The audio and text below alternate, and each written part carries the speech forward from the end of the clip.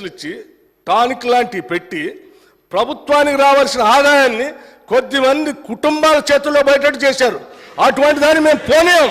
ఆ ఆదాయం అంతా రాష్ట్రానికి వచ్చేటట్టు చేస్తాం. అటువంటి వ్యక్తుల చేతుల్లోకి రాష్ట్ర ఖజానాన్ని పోనీయకుండా మేము జాగ్రత్త కాపాడుతాం. ఆ లెక్కలు కూడా చెప్తాను. మీరు తొందరపడుతున్నారు కాబట్టి ముందే చెప్పాను, ఇంకా ఉంది దాని గురించి అన్ని చెప్తాను. మీరు విన్నారు, ఈ సభను వింటున్న ప్రజలు, చూస్తున్న ప్రజలు కూడా విన్నారు. నేను చెప్పిన 42,000 కోట్లు ఎక్సైజ్ మీద ఆదాయం పెంచుకుంటున్నారు. గత సంవత్సరం కంటే 7,200 కోట్లు పెంచుతున్నారు అనే దాన్ని డిస్ప్యూట్ చేయలేదు. నేను చెప్పింది నిజం. అయితే వారు కొన్ని స్వీపింగ్ రిమార్క్స్ చేసినారు. మేము ఏదైనా తప్పు చేస్తే మీరు ప్రభుత్వంలో ఉన్నారు, ఎంక్వైరీ వేయండి, చర్యలు తీసుకోండి, వీఆర్ ఎట్ లిబర్టీ. కానీ బాధ కలిగే అంశం ఏంటంటే గౌరవనీయులైనటువంటి మన సభానాయకులు సభలో లేరు. గతంలో మా మీద ఆరోపణలు చేశారు. తెలంగాణ బెల్ట్ షాపులు తెలంగాణ అయిందని, బొందలగడ్డ తెలంగాణ అయిందని వీళ్ళు మాట్లాడారు.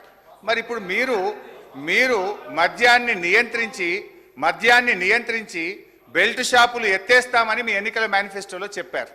నిజంగా మద్యాన్ని నియంత్రిస్తే, బెల్ట్ షాపులు ఎత్తేస్తే ఆదాయం 42,000 కోట్లు ఎట్లొస్తుంది? అంటే మీరు బెల్ట్ షాపులు ఎత్తేస్తారా, గల్లీకి ఒక బెల్ట్ షాప్ పెడతారా, లేదు ఏ రకంగా ఆదాయం తెస్తారో గౌరవనీయులు ఆర్థిక మంత్రి గారు సమాధానం చెప్పేటప్పుడు చెప్పమనండి. నేనేమంటున్నా అంటే మీరు ఆదాయం పెరుగుతుంది అన్నారు. ఆ 7,000 కోట్ల రూపాయల ఆదాయం ఎట్లా పెరుగుతుందని ప్రభుత్వం భావిస్తున్నది? ఏ రూపంలో పెంచుకుంటారో మీ సమాధానంలో చెప్పండి. నేను బడ్జెట్లో చూశాను అధ్యక్ష. బడ్జెట్లో ఒక 2 విషయాలు చెప్పారు. బీర్ల మీద ఆదాయం 2,760 కోట్లు పోయిన సంవత్సరం బీర్ల మీద ఆదాయం వస్తే ఈ సంవత్సరం బీర్ల మీద 3,500 కోట్ల ఆదాయం వస్తుంది అన్నారు. అంటే బీర్ ధర పెంచుతారా, ఎట్లా వస్తుందో చెప్పండి. రెండవది, చీప్ లిక్కరు విస్కీల మీద గత సంవత్సరం 11,000 కోట్లు వచ్చింది, ఈ సంవత్సరం 15,500 కోట్లు వస్తుందని స్పష్టంగా బడ్జెట్లో పెట్టారు. అంటే చీప్ లిక్కరు విస్కీల ధర పెంచి ప్రజల మీద భారం వేస్తారా, ఎట్లొస్తుందో సమాధానం చెప్పండి. స్ట్రైట్గా అడుగుతున్నాను నేను.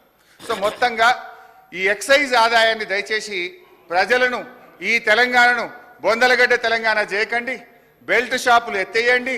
ఈ ఆదాయాన్ని ఇంకో రూపంలో ప్రయత్నం చేయండి. కానీ ఎక్సైజ్ ఆదాయాన్ని పెంచి పేదలకు, ప్రజల మీద భారం వేయొద్దు, మద్యాన్ని ప్రోత్సహించొద్దని మీ ద్వారా ప్రభుత్వానికి విజ్ఞప్తి చేస్తున్నా. అధ్యక్ష అన్నా, నేను ఇంకా 5 పైసలే మాట్లాడిన, చాలా చెప్పేది జరాగుంది అధ్యక్ష. ఇకపోతే బడ్జెట్లో భాయ్సాబ్ కొత్త సభ్యులు చాలా మంది ఉన్నారు. నేనేం గర్వంగా ఫీల్ అవుతలేను. నాకు కూడా అర్థం కావడానికి 10 ఏళ్ళు పట్టింది. వినండి, వింటే మీకు కూడా నాలెడ్జ్ వస్తుంది. ఫ్యూచర్లో మీరు కూడా బాగా మాట్లాడడానికి ఉపయోగపడుతుంది. నేను చెప్పే దాంట్లో తప్పు ఉంటే you will get an opportunity. Congress party తరఫున కూడా 2 సభ్యులు మాట్లాడడానికి అవకాశం ఉంటుంది. నా తప్పులు ఉంటే మీరు ఎత్తి చూపండి, మాట్లాడండి. వినడం ద్వారా మేము కూడా ఈ సభలో అక్కడ కూర్చొని విని నేర్చుకున్న వాళ్ళమే. చాలా సందర్భాలు ఎవరికి సభలో రాగానే నాలెడ్జ్ రాదు. వినడం ద్వారా మనం అర్థం చేసుకొని నాలెడ్జ్ అనేది గెయిన్ చేయాలి. కొంచెం ఓపికగా వింటే